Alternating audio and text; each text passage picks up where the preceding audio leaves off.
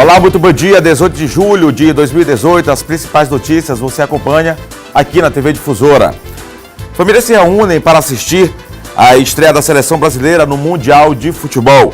Em Imperatriz, a Agência Fluvial da Marinha fiscaliza embarcações no Rio Tocantins.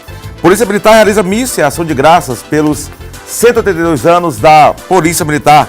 A corporação completou 182 anos. Polícia Militar aqui do estado do Maranhão. Em Grajaú, mulheres buscam apoio ao projeto de criação de uma delegacia regional da mulher na cidade. E no esporte, Imperatriz vence o Moto no primeiro jogo das oitavas de final da Série D do Campeonato Brasileiro.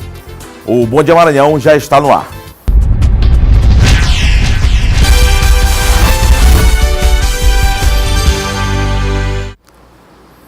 Agora são 7 horas e 2 minutos, mais o começo de semana. Muito obrigado a todos pela sua companhia, pela sua audiência.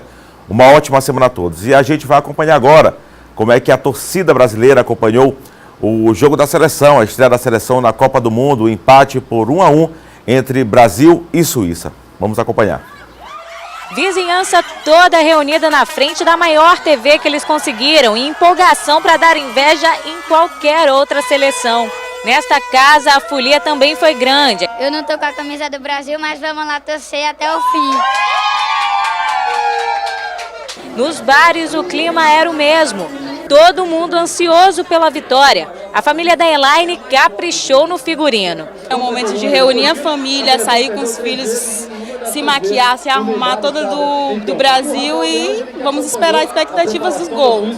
Antes do jogo começar, foi hora de caprichar nas apostas. Nos bolões, um resultado melhor que o outro. Olha, eu acho que um 3-0 tá bom.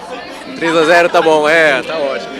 Expectativa alta, então eu apostei 4-0, né? Vai que dá certo. E ainda ganho dinheiro em cima. E para chamar a vitória para o Brasil, a galera aqui da Travessa Santo Expedito caprichou, decorou a rua toda, se caracterizou e torceram como só os brasileiros sabem. Todo ano de Copa do Mundo é essa festa, né? A gente se reúne, todo mundo senta na porta para torcer junto.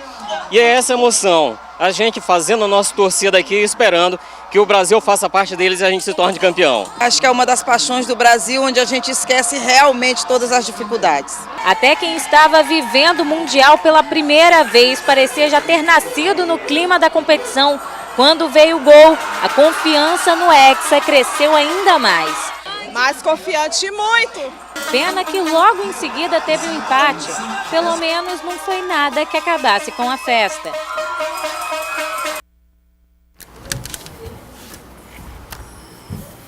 Agora são 7 horas e 4 minutos e agora a gente vai à região Tocantina com as notícias de Imperatriz. Muito bom dia, Luiz Carlos Lima.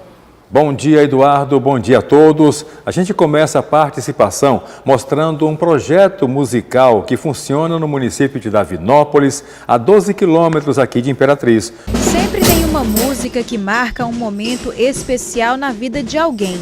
Muito importante que vários jovens desse aí não têm oportunidade também de condições financeiras de estar aqui. E nós estamos aqui representando Davinópolis e é muito importante tocar um instrumento desse aí. Musicalização não é apenas tocar um instrumento, é uma técnica para tornar o som agradável e harmônico. Hoje a gente observa cada aluno nas suas escolas e tem percebido também que a música tem feito o diferencial, né? Espaço que conta com tanta coisa, sala apropriada, toda equipada para receber este público que tem de 9 até 27 anos de idade. Mudou muito minha vida, a convivência com todos os integrantes da banda é boa e essa sala aqui foi mais um sonho conquistado pela nossa banda, que a gente trabalhou muito nessa sala. A Agência Fluvial da Marinha aqui em Imperatriz intensifica a fiscalização às embarcações que fazem o transporte de passageiros e também de cargas no Rio Tocantins. Entre os itens, o condutor tem que ser habilitado, o barco registrado e portar os equipamentos de segurança. A areia mal começou a aparecer E os imperatrizenses não perdem a oportunidade de curtirem uma praia de água doce.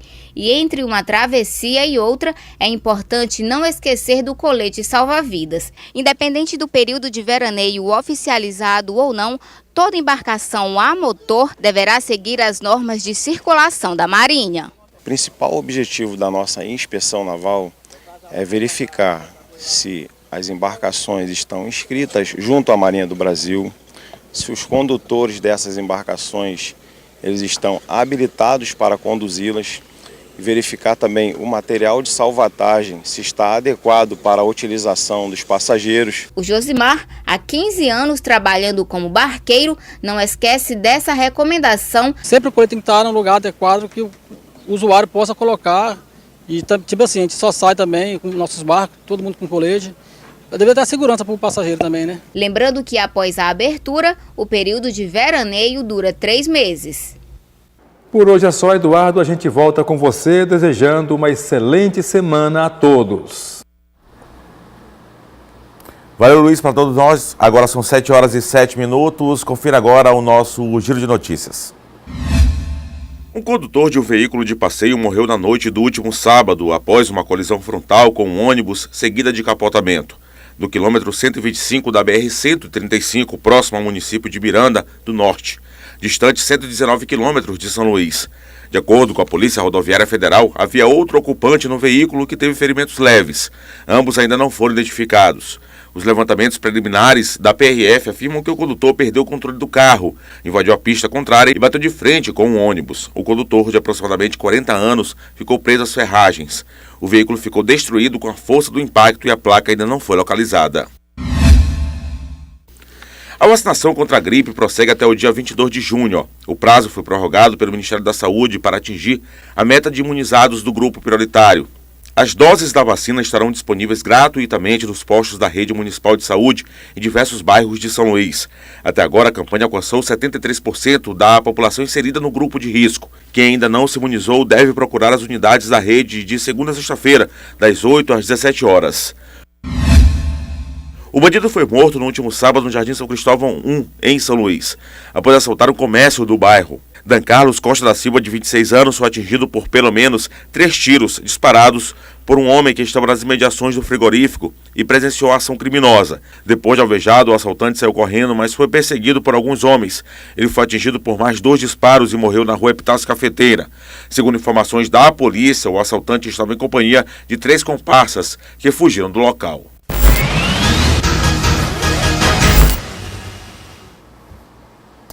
Agora são 7h09, a gente recebe aqui no Bom Dia Maranhão, Silvan Alves. Muito bom dia, Silvan. Bom dia, Eduardo, bom dia a todos, uma ótima semana. Silvan, a gente começa com mais uma apreensão grande aí feita pela polícia, 60 quilos de droga que foram apreendidas no interior do estado, né? Isso, exatamente.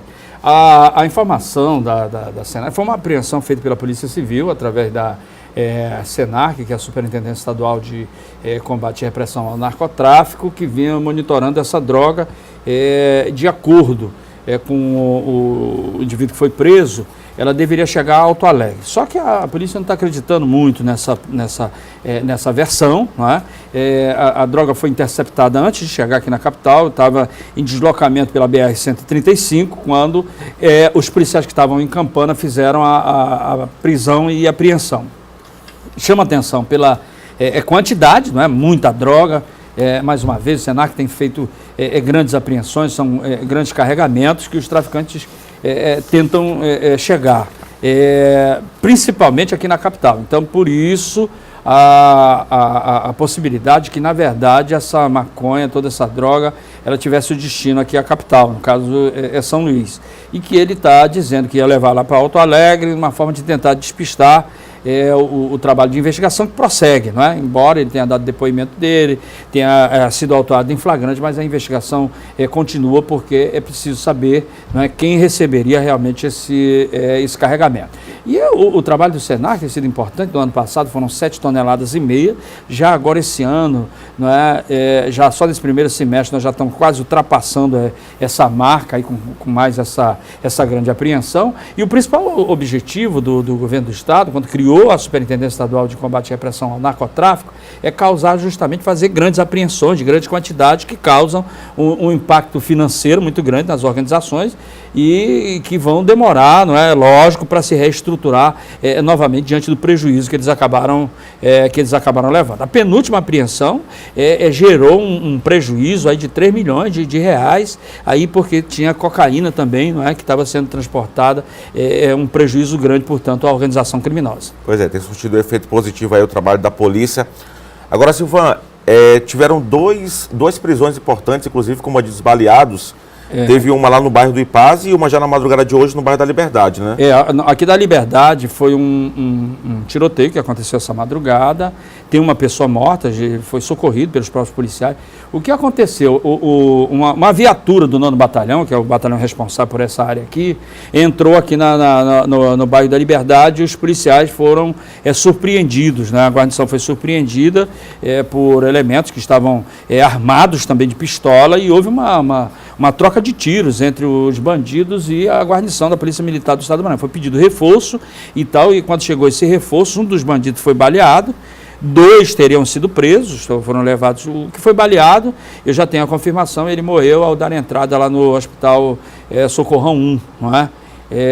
Essa madrugada ele não resistiu aos ferimentos e acabou morrendo. A polícia ainda não divulgou, essa ocorrência ainda está em andamento, porque agora estão levando os 2 presos lá para a delegacia, não é? Depois da confirmação do óbito, não é? Do indivíduo que entrou em confronto, eles estão levando agora para a delegacia lá do plantão da Cajazeiras para fechar a ocorrência. E o pessoal do batalhão de choque fez a interceptação de um veículo, era um veículo Fiat com placa de Minas Gerais, com 2 indivíduos que vinham praticando inúmeros assaltos. Você tinha uma ideia da quantidade de aparelhos de telefone celular que eles já haviam roubado, né?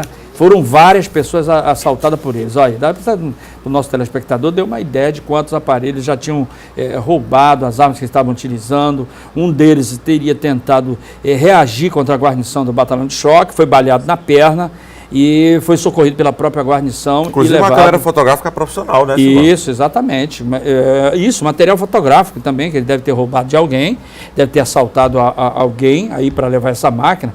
E aí, esse aí foi o momento em que ele já foi rendido, baleado lá pelos policiais, ali em plena avenida Daniel de Latouche, ali naquela região entre Corma e Paz, onde aconteceu o confronto, e ele baleado juntamente com o outro que foi levado para o hospital, e depois de medicado eles foram apresentados no plantão central da Cajazeiras também, né, onde foi autuado em flagrante. O detalhe é que esse baleado aí, o Thiago, se não me falha a memória, o nome dele, ele estava com uma tornozeleira eletrônica, né? Ou seja, ele não poderia estar na rua e muito menos assaltando, né? Como ele estava fazendo aí. Deveria estar sendo monitorado por esse equipamento, que é um equipamento eletrônico e que é uma forma da justiça controlar os passos do apenado que está na rua, ganha uma oportunidade, né, dada pela justiça para ele se reintegrar à sociedade, e isso infelizmente acaba não funcionando necessariamente nessa ordem. Pois é, não é a primeira vez, né, Silvan? Não, muitos casos, inúmeros casos. Tá ok, Silvan, muito obrigado, uma ótima semana para você. Bom dia, Eduardo, bom dia a todos. Obrigado, Silvan. Silvan volta amanhã aqui no Bom Dia Maranhão. Agora são 7h14 e como parte das comemorações dos 182 anos da Polícia Militar do Maranhão, uma missa foi celebrada na Igreja da Sé, momento de agradecimentos e reflexões pelas vitórias, conquistas e mais um ano da corporação. A celebração na Catedral da Sé foi em comemoração aos 182 anos da Polícia Militar do Maranhão. É muito importante a presença de Deus nas nossas vidas e por isso nós estamos aqui nessa missa em comemoração aos 182 anos da Polícia Militar. Cada homem, cada mulher que faz parte da nossa corporação tem Jesus Cristo, seu Salvador. Então a gente precisa agradecer a proteção dele todos os dias, porque nós fazemos um trabalho dioturno de proteção à sociedade. Militares de várias corporações estiveram presentes. Oficiais e praças vieram celebrar junto com a comunidade mais um ano de vida da briosa PM. Nesse momento a Polícia Militar realmente ela tem abaixado os índices, né, de criminalidade, sobretudo toda a região metropolitana e no interior do estado. Isso é um feito muito positivo graças ao apoio que tem sido dado pelo governo do estado na Polícia Militar do Maranhão. Celebração festiva, marcada por muita alegria, cânticos e orações, momentos de reflexão e agradecimento a Deus pela segurança e pela vida. A Polícia Militar merece essa ação de graças, esse momento de esperança, de paz, de amor, de luz, da graça de Deus, de muita força, de muita coragem para levar adiante a sua missão. Foi uma vasta programação durante todo o fim de semana para a Polícia Militar. E o domingo, a programação em comemoração aos 182 anos da PM foi voltada para o lado espiritual. Pela manhã, a missa católica e à noite, o culto evangélico. 182 anos é um momento de gratidão, de alegria, de celebração e agradecer a Deus, ao Eterno, pelas bênçãos e vitórias que a Polícia Militar tem conquistado através de toda essa história que construiu para o bem do povo do Maranhão. Nada melhor do que estar na Igreja Católica, celebrando o momento de gratidão a Deus pelas bênçãos recebidas. Tá, então a gente parabeniza mais uma vez os policiais militares, a Polícia Militar do Maranhão, pelos 182 anos da corporação. E no próximo bloco, em Grajaú, mulheres buscam apoio ao projeto de criação de uma delegacia regional na cidade. E mais, o Detran vai intensificar as ações de educação no trânsito no período junino. Agora são 7 horas e 17 minutos, o Bom Dia Maranhão volta já.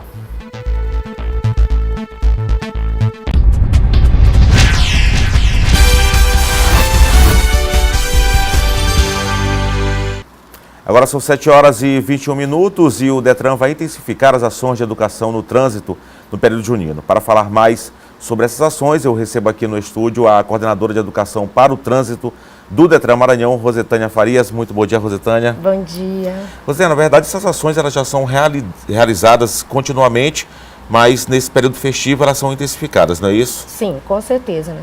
São ações que a gente já faz durante todo o ano, mas no período de festejos, como São João, como Semana Nacional de Trânsito, Maio Amarelo, essas ações elas são intensificadas, buscando atingir o maior número de pessoas possíveis. Pois é, como você falou, já é importante porque já vem da campanha do Maio Amarelo, que é um mês importante, é um mês de conscientização, de campanhas, de ações aí para a questão da prevenção dos acidentes, para a questão da preservação da vida no trânsito, e aí já emenda, já vem continuamente essas ações, já pega o período de junho, que é um período muito forte de festa aqui no estado do Maranhão, né? Sim, sim, com certeza. O Maio Amarelo, na realidade, é um mês intenso e a gente já parte para São João da mesma forma, com o mesmo ritmo, aumentando sim o número de ações, não só o Direção Certa, que é um dos nossos projetos que a gente sempre trabalha em bares e restaurante, mas também falando sobre a segurança no trânsito, como dirigir, não teclar dirigindo, que é a terceira causa de morte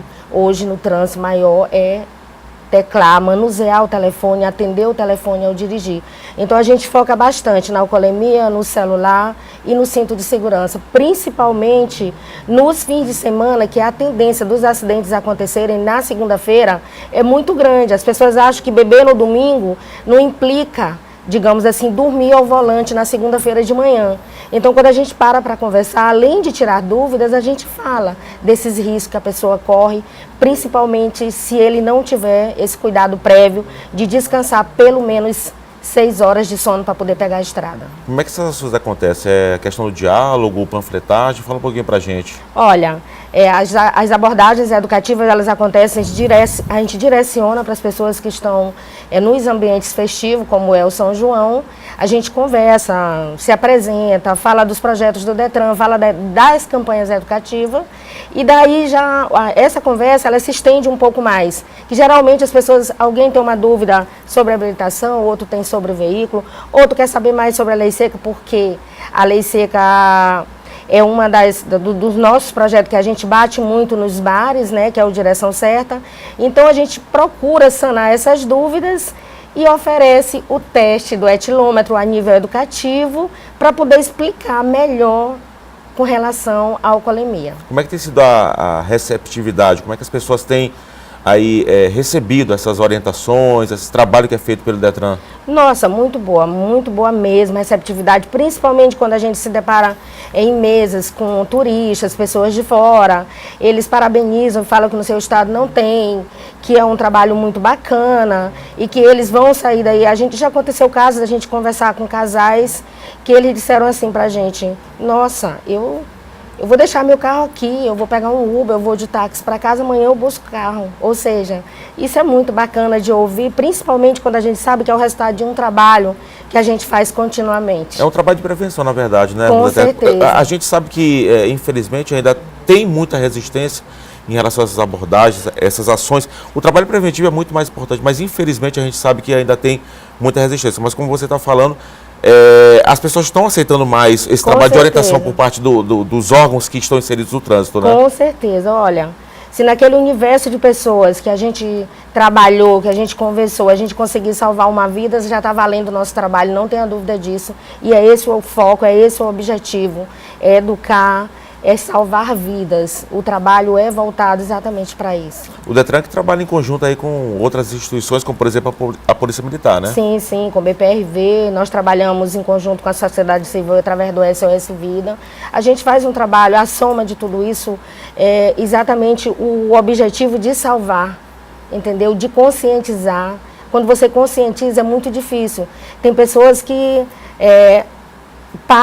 faz uma reflexão e ainda conta histórias da própria família. O que é legal, significa que ele, naquele momento ali, ele entendeu a nossa mensagem. Isso é muito legal. No começo a gente falou que essas ações são contínuas, são intensificadas agora no período junino, como em qualquer outro período de festa, mas essas ações elas acontecem durante todo o ano, né? Acontece durante todo o ano. A gente vai ter ações intensificadas em São João, já vai chegar julho, que é o período de férias, que também entra do mesmo jeito. A gente tem um projeto Férias em Trânsito, que a gente começa a trabalhar praias, começa a trabalhar direto com o pessoal que está de fato de férias, ou seja, são ações todo ano. O Detran trabalha o ano inteiro em prevenção. Tá, a comunidade, o Detran, assim como as outras instituições que trabalham com a prevenção de acidentes, com um trânsito mais seguro, conta também com o apoio da população, né? Com certeza, não tenha dúvida disso. Inclusive, a gente é chamado para vários eventos. A educação hoje, a gente tem uma agenda muito intensa. A própria sociedade nos convida para os eventos Enes que acontecem durante todo o ano, durante São João, durante julho, as empresas. A gente tem um trabalho muito bom feito com as empresas. Tá, ok. Obrigado pela sua participação aqui no Bom Dia Maranhão. Rosetenha Farias, coordenadora de Educação para o Trânsito.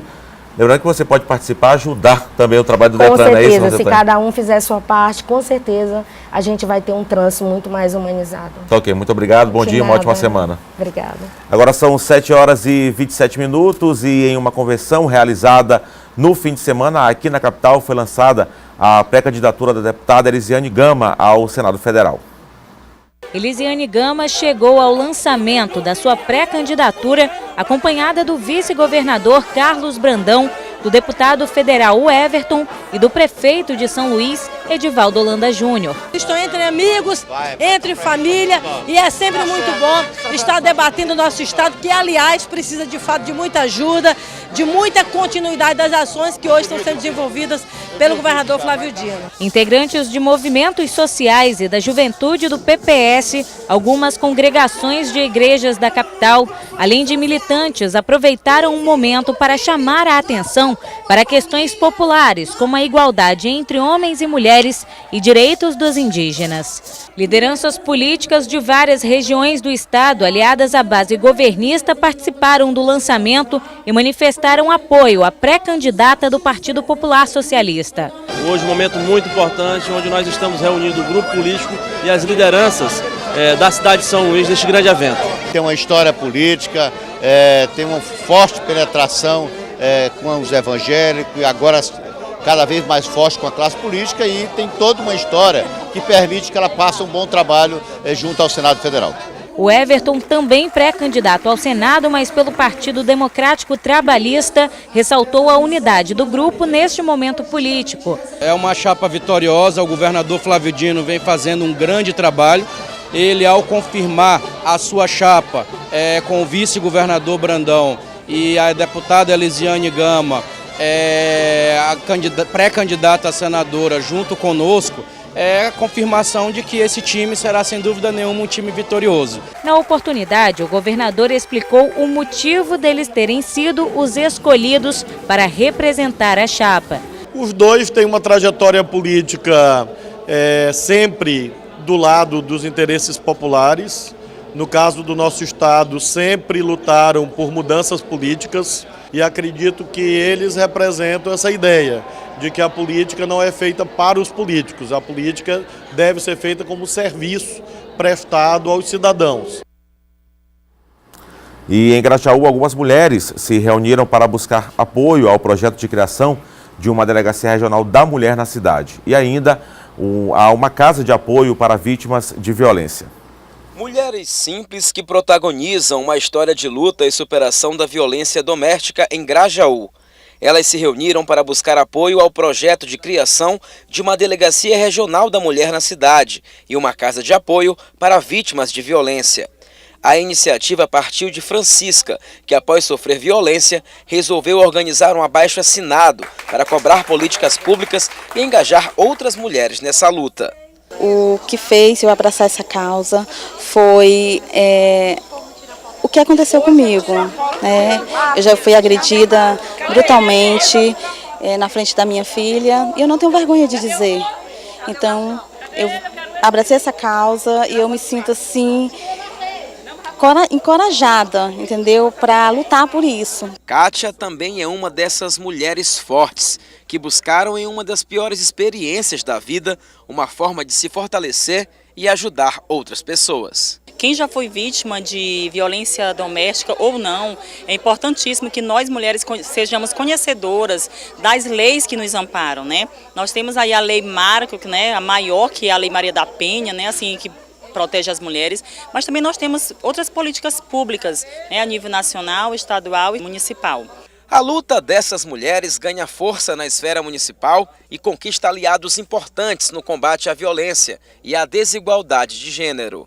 Eu apresentei para elas os projetos que nós estamos lutando, apoiando na Câmara Federal, entre eles o que torna o crime de feminicídio hediondo, e nos comprometemos, juntamente com o deputado Antônio Pereira e o ex-ministro Gastão Vieira, de lutar junto ao governo do estado para conseguirmos tão logo abrir aqui uma delegacia da mulher, né, para que a gente possa ter serviços especializados para atender as mulheres de toda essa região. Pois é, agora são 7h31, eu já recebo aqui no estúdio do Bom Dia Maranhão, John Coutry, para a gente falar de política. Muito bom dia, John. Bom dia, Eduardo, bom dia a todos. E, John, o Supremo Tribunal Federal pode julgar o pedido de liberdade do ex-presidente Lula, que está preso, no próximo dia 26, né? Dia 26 deste mês. Dia 26 desse mês, Eduardo, a defesa do ex-presidente Lula entrou com recurso pedindo a liberdade do ex-presidente. E aí o ministro, o Edson Fachin, acabou liberando para julgamento esse recurso do ex-presidente Lula, da defesa dele, que pede a liberdade dele. E aí, Eduardo, isso deve ser analisado no dia 26 de junho, como você falou, frisou esse pedido. O Lula, que foi condenado a 12 anos e 1 mês de prisão por lavagem de dinheiro e corrupção passiva. Então, há essa possibilidade, então, dele ser solto. Claro, se a segunda turma, né, da corte lá analisar e, digamos assim, aceitar esse pedido aí da defesa do ex-presidente, ele pode ser solto por conta, a defesa alega que o ex-presidente Lula tem seus direitos políticos cerceados. Porque ainda não há uma decisão definitiva, ou seja, ainda cabe recurso da defesa do ex-presidente Lula. As cortes superiores, eles avaliam que, independente disso, dessa condenação, desses recursos que ainda cabem, o Lula não pode ter os seus direitos políticos cerceados, ou seja, ele tem o direito de ser candidato e paralelo a isso, concomitantemente, ele pode aguardar esse julgamento concorrendo à presidência da República. Então, é isso que a defesa do ex-presidente entrou com esse recurso, pedindo a liberdade dele para que ele possa concorrer às eleições, enquanto que, digamos assim, há um julgamento definitivo em relação à sua condenação penal, que foi de 12 anos e 1 mês, em relação ao caso do triplex do Guarujá, que nós todos sabemos, já falamos muitas vezes aqui, e no dia 26 deve ser colocado em pauta, já que foi liberado aí pelo ministro do STF, Aysson Fachin. Então, John, o pessoal deve estar se perguntando em casa, então se dia 26, caso o ex-presidente Lula seja solto, a situação dele melhora? Como é que você avalia essa situação? Pode ser candidato? Tem mais chances aí, de repente, de uma candidatura à presidência da República? Melhora a situação dele, melhora, claro, mas aí ainda tem outras decisões, outros recursos. Claro que seria uma vitória muito importante para o presidente Lula e fortaleceria, claro, a sua candidatura. E falando em candidatura, Eduardo, só para uma notícia que saiu até ontem em vários sites, da possibilidade, o torcedor que é o flamenguista do presidente do Flamengo ser vice da Marina Silva. O presidente do Flamengo se colocou à inteira disposição, ele é filiado da Rede, ele se colocou à inteira disposição para ser vice da Marina, é claro, que a Marina deve compor com outro partido, não ser uma chapa puro sangue, mas ele disse que votou na Marina nas eleições passadas e teria o maior prazer, o presidente do Flamengo, de ser aí o vice da Marina, uma notícia aí para os torcedores flamenguistas que acompanham aqui o nosso quadro de política. Lembrando que uma coisa é futebol, esporte, outra coisa é política, né, John? John, tem uma polêmica envolvendo o Roberto Rocha e também o Zé Reinaldo. O Roberto Rocha, inclusive, recentemente divulgou que os candidatos ao Senado seria o Alexandre Almeida, que já era pré-candidato ao Senado pelo PSDB, e também o Valdir Maranhão, o Zé Reinaldo, que já era pré-candidato ao PSDB. Essa polêmica continua, né? Continua, Eduardo. O que acontece? O senador Roberto Rocha, ele esteve no interior maranhense, mais especificamente no município de Carutapera. Ele viajou por vários municípios ali do estado, e em um desses eventos, ele, claro, por onde o Roberto Rocha anda, ele está acompanhado dos pré-candidatos a senador Alexandre Almeida e o Valdir Maranhão. O Zé Reinaldo não tem acompanhado essa agenda do Roberto Rocha pelo interior. O Roberto, claro, pré-candidato ao governo do Maranhão. E aí, Eduardo, ele esteve nesse evento e falou o seguinte: olha, aqui estão os pré-candidatos a senador do PSDB, o Alexandre Almeida e o Valdir Maranhão. É claro que se o Zé Reinaldo estivesse no evento, ele falava o seguinte: os pré-candidatos a senador do PSDB, Alexandre Almeida, Valdir Maranhão e Zé Reinaldo. Só que o Zé Reinaldo não estava lá em Carutapera ao lado dele. E não pode ser 3 também, né? Não pode ser 3. Ele falou, então, o seguinte: aí por conta dessa declaração de que Roberto Rocha teria anunciado o Valdir Maranhão e o Alexandre Almeida como pré-candidato a senador nesse evento, aí surgiu toda uma divulgação nas mídias dizendo que o Roberto Rocha teria rifado o Zé Reinaldo, já teria anunciado os 2 candidatos, que seriam o Valdir Maranhão e o Alexandre Almeida, que é o deputado Alexandre Almeida de Timon. E aí se gerou toda uma especulação nas mídias, que tentaram criar aí um desgaste dentro do PSDB, uma desavença. E aí eu falei com o Roberto Rocha ainda no domingo e perguntei realmente essa situação. Ele me disse que, por enquanto, nenhum candidato pode ainda ser rifado, disse o Roberto Rocha. Nem Zé Reinaldo, nem Alexandre, nem Valdir Maranhão. Porque, por enquanto, o que há são pré-candidaturas. Ainda não existem candidaturas, digamos assim, estabelecidas, definidas. São pré-candidaturas e nas convenções vão se definir os 2 candidatos. Ele ratificou que existem 3 pré-candidatos ao Senado dentro do Ninho Tucano: Valdir Maranhão, Alexandre Almeida e o próprio Zé Reinaldo. E como ele disse que apenas falou, estava no evento, os 2 pré-candidatos estavam ao lado dele, ele falou: esses 2 aqui são pré-candidatos a senador pelo PSDB. Se tivesse o Zé Reinaldo, também teria falado o Zé Reinaldo. E diante disso gerou todo essas divulgações aí, deturpadas, dizendo que o Roberto teria rifado o Zé Reinaldo, mas por enquanto ainda não há nada definido no PSDB. E o Valdir, tanto quanto o Alexandre e o Zé Reinaldo, continuam e permanecem sendo pré-candidatos a senador pelo PSDB, e mais na frente isso será definido. O próprio Roberto disse que isso é um bom problema para ele. Você é muito bem informado, comentando aqui John Coutrin, conversando inclusive com as fontes. Agora, John, os políticos maranhenses comentaram aí o resultado do Jogo do Brasil na Copa, né?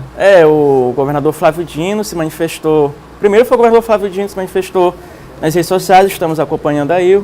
O Flávio Dino, né, fez uma alusão aí, um paralelo aí em relação ao Jogo do Brasil, à arbitragem e também à condenação do Lula. Ele disse que da mesma forma como o Lula foi julgado, né, injustamente, de forma imparcial, da mesma forma ontem também o Brasil foi prejudicado, ou seja, ele fez aí esse paralelo aí, ele fez aí essa analogia entre o juiz da partida do Brasil contra a Suíça e do juiz que julgou o ex-presidente Lula. Quem também se manifestou, Eduardo, foi o ex-secretário de Saúde, Ricardo Murata, só que foi de forma mais jocosa, mais engraçada, falando do cabelo do Neymar. Inclusive nós temos um vídeo do Ricardo Murá falando sobre isso. Minha gente querida, essa seleção é fantástica, mas tem que levar a sério a Copa. O cabelo do Neymar está parecendo um passarinho. Nós vamos ganhar a Copa, pode deixar. Realmente, na verdade, o cabelo do Neymar chamou muita atenção. Chamou mais atenção do que ele mesmo jogando lá na Copa, né? Porque ontem o Neymar, infelizmente, ele não rendeu o que poderia render.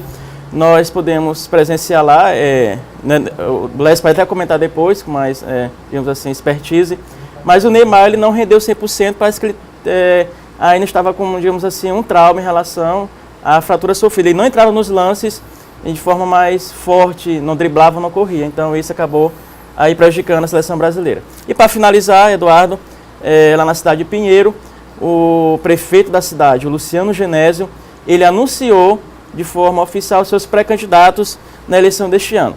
O prefeito de Pinheiro, Luciano Genésio, anunciou o governador Flávio Dino como seu candidato, o primeiro senador dele, Valdir Maranhão, claro, se o Valdir Maranhão for confirmado no PSDB, e o segundo senador do Luciano Genésio será o deputado Everton Rocha.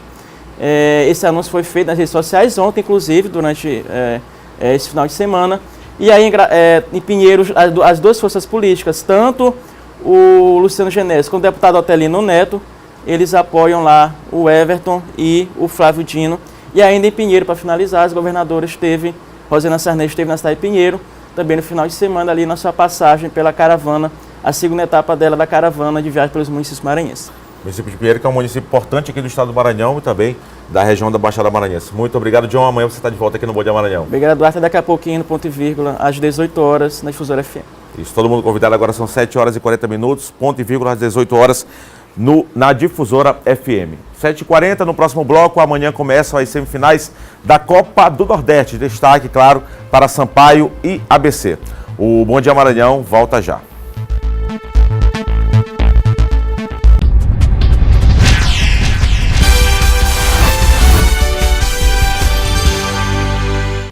Sete horas e 44 minutos agora, aqui no Bom Dia Maranhão a gente fala de esporte.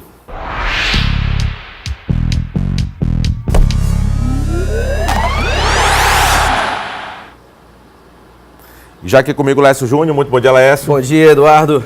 Lécio, a gente havia comentado durante toda a semana do confronto entre Moto e Imperatriz, que seria de fato acirrado. O Imperatriz se deu melhor no primeiro confronto, mas ainda tem a volta aqui em São Luís, né? Está em aberto, mas o Imperatriz conseguiu uma grande vantagem. A torcida lotou o estádio, mais de 10 mil pessoas estiveram no Frei Epifânio da Abadia na véspera da estreia do Brasil no Mundial que está acontecendo na Rússia. E enquanto isso, na Série D do Campeonato Brasileiro, o Cavalo de Aço conseguiu, embalado pela galera, um bom resultado, uma boa vitória que agora deixa o time a um empate da próxima fase, a fase que vai definir um dos classificados para a Série C no próximo ano. Confira os melhores momentos do jogão lá do Frei Epifânio. Pela primeira vez na história do Imperatriz, um time disputa uma oitavas de final da Série D. Aos 23 minutos do primeiro tempo, o lateral Renan fez bela jogada na intermediária e acertou uma bomba sem chances de defesa para o goleirão Rodrigo Ramos. 1-0 Imperatriz. O Moto só se defendia, mas no futebol tem aquele velho ditado: de quem não faz, leva. O Moto, em uma bola, empatou o jogo. Já aos 42 minutos do primeiro tempo, Chico Bala bateu falta na área do Imperatriz. A defesa marcou mal e Ricardo Maranhão desviou para empatar o jogo. O meia Adalto entrou no lugar de Vanderlei e botou fogo na partida. Com mais gás, o meia acreditava em todas as bolas e numa jogada individual, ele escapou pela esquerda, driblou o zagueiro e chutou cruzado. Kaká só teve o trabalho de balançar as redes para a alegria da galera. 2-1 Imperatriz. Adalto fez uma bela jogada, tabelou com Kaká, que lançou o Renan.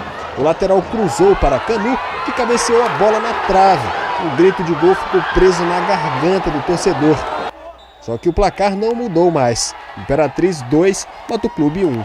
Agora a gente tem que, dentro da nossa casa, também fazer a diferença e sair de lá com uma vitória para a gente tentar reverter o resultado, pelo menos levar para os pênaltis. O Imperatriz vence o Moto e vai com a vantagem para São Luís. E se depender da animação da torcida, o sonho de acesso à Série C continua mais vivo do que nunca. E agora é a tranquilidade durante a semana aí, que antecede esse jogo importante. Esperamos também no domingo fazer outra grande partida e, se Deus quiser, sair com a classificação de lá. Pois é, promessa de um público bom aqui também no Estádio Castelão no próximo jogo e também de um jogo muito acirrado entre as duas equipes maranhenses, né, Laércio? Com certeza. O Imperatriz fez uma grande partida lá, o Moto teve problemas inclusive com o treinador, o português resolveu inventar em cima da hora, colocou 3 zagueiros, o Moto não tinha treinado e não tinha jogado com 3 zagueiros, né, só mesmo no segundo tempo contra o Fluminense de Feira de Santana, e aí o resultado acabou sendo esse. O Imperatriz manteve a proposta que vinha realizando na competição do Campeonato Brasileiro e venceu por 2-1, mas está em aberto. O Imperatriz tem uma pequena, mas boa vantagem de empatar, só que o Moto depende de uma vitória simples para levar a decisão para as penalidades e um 2-0 para se classificar, enfim. Não acredito que o Moto vai jogar tão mal assim no próximo domingo com o apoio da sua torcida no estádio do Castelão. Agora vamos falar da Série B do Campeonato Brasileiro, os gols que movimentaram a 11ª rodada. O Sampaio continua na 11ª colocação, veja. Paysandu e CSA não passaram do 0-0 na Curuzu. Com o resultado, o CSA caiu para a 4ª colocação. 0-0 também foi o placar do clássico entre Vila Nova e Atlético Goianiense. O próximo adversário do Sampaio Corrêa, sábado no Castelão. Já na Arena, em Fortaleza, mais um show do líder. Com gols de Dodô e Diego Jussani, o Fortaleza venceu o Brasil de Pelotas por 2-0 e chegou a 26 pontos, 5 a mais que o segundo colocado, Avaí. Os catarinenses chegaram à 2ª posição com a vitória por 2-0 fora de casa sobre o Boa Esporte. Gols de Rômulo e Renato. Em Maceió, o CRB venceu a Ponte Preta por 2-0. Gols de Lucas e William Santana. Movimento da Série B do Brasileiro, repito, Sampaio continua em 11º e volta a campo sábado contra o Atlético Goianiense aqui em São Luís. Mas antes, o Sampaio tem um compromisso muito importante, sabe onde? Na Copa do Nordeste. É dela que nós vamos falar agora. Copa do Nordeste. Oferecimento. Cred Shop. Mais conquistas na sua vida. E Mateus. Somos um só coração. Chegou a hora, o jogo do ano é amanhã, 21h45, no estádio do Castelão. Sampaio Corrêa forte, faz uma bela Série B, uma excelente Copa do Nordeste e conta com o apoio da torcida para lotar o estádio do Castelão. O técnico Roberto Fonseca terá força máxima dos jogadores inscritos na Copa do Nordeste. Provavelmente o William volta ao ataque. No setor de meio de campo, a presença do João Paulo pode acontecer, só não tem o Bruninho, né? Jogador que acabou se machucando, teve uma pequena fratura no tornozelo direito, está fora pelos próximos 2 meses, mas no mais o Sampaio Corrêa vai com tudo para conquistar um resultado positivo diante do ABC. ABC que entrou em campo ontem pela Série C do Campeonato Brasileiro. Veja o que aconteceu com o time do ABC jogando em pleno Frasqueirão. O maranhense Max abriu o placar para o Globo. Ainda no primeiro tempo, Romarinho, cobrando pênalti, ampliou. No começo do segundo tempo, Reinaldo fez o terceiro. Rodrigo Rodrigues ainda descontou para o ABC, mas ficou nisso. Globo 3, ABC 1. É outra história, mas o ABC vem de 2 derrotas na Série C do Campeonato Brasileiro. Sampaio, claro, vem de uma derrota para o Figueirense. Derrota, né? Sampaio vem de uma derrota para o Figueirense, mas jogou bem e vem de uma vitória, né? É uma vitória e uma derrota para o Sampaio, venceu jogando em casa e agora vai tentar um resultado positivo diante do ABC. Tem tudo Sampaio para conseguir um belo resultado aqui em São Luís e levar a decisão para o dia 28 lá em Natal, Eduardo. Sampaio Corrêa, nosso representante maranhense na Copa do Nordeste, muito boa sorte, espero que o Sampaio faça uma boa partida. Obrigado, Laércio, você está de volta amanhã aqui no Bom Dia Maranhão. Um abraço, ingressos à venda, jogo amanhã, 21h45. Tá ok. Estádio lotado, viu, pessoal? Vamos lotar, empurrar o Sampaio para uma grande vitória. Nosso representante maranhense. São 7h50 agora. Confira aqui no Bom Dia Maranhão agora a previsão do tempo na capital e no interior do estado.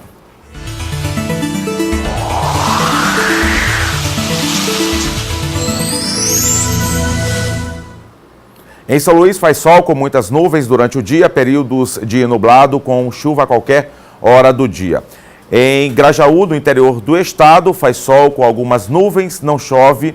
E no município de Imperatriz, sol com algumas nuvens, a mínima é de 21 e a máxima é de 35 graus. Agora a gente confere a tábua de marés.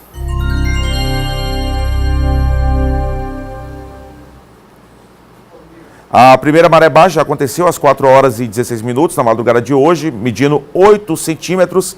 Às 10h17, a primeira maré alta, medindo 5 metros e 6 centímetros. Já na parte da tarde, às 15h50, 3h50 da tarde, A segunda maré baixa medindo 6 centímetros e já às 22 horas e 55 minutos, às 10h55 da noite, a segunda maré alta medindo 5 metros e 3 centímetros. E há mais de 100 anos, levando beleza e tradição com suas matracas e toadas, um dos maiores e mais antigos grupos de Bumba Meu Boi do Maranhão, o Boi de Maracanã, será tema da exposição fotográfica A Potência da Alegria no Bumba Meu Boi de Matraca do Maracanã. A abertura é nesta segunda-feira, às 16 horas, no Centro de Criatividade Odilo Costa Filho. A exposição poderá ser visitada até o dia 30 de junho no Centro de Criatividade Odilo Costa Filho, que fica na Praia Grande, Centro Histórico de São Luís. A todos uma ótima semana, a gente está de volta amanhã aqui no Bom Dia Maranhão. Espero vocês.